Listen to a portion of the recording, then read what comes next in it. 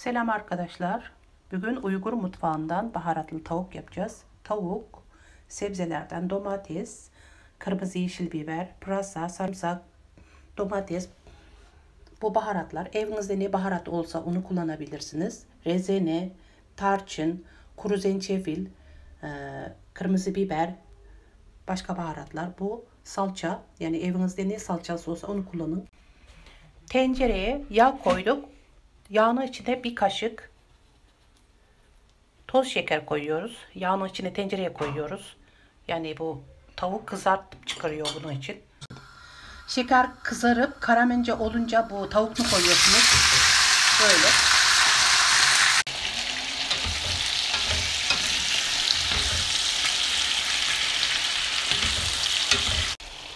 Salça, tuz,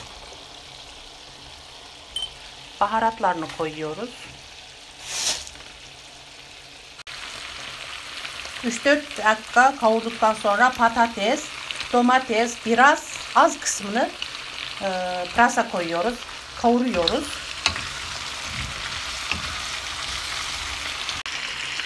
Bir 5 dakika kavuruyoruz bunu yine.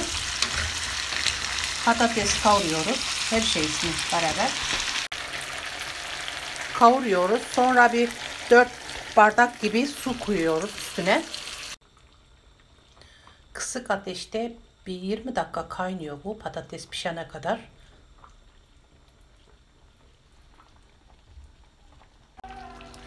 Benim patateslerim 15 dakikada pişti. Sonrasında kırmızı biber, yeşil biber, pırasanı koyuyoruz.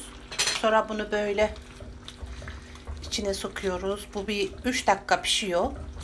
3 dakikadan sonra sarımsak koyuyoruz. Sonra serviske hazır.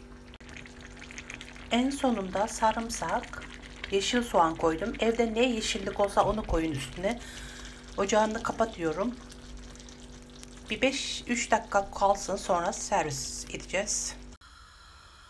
Baharatlı acı tavukumuz serviske hazır. Afiyet olsun.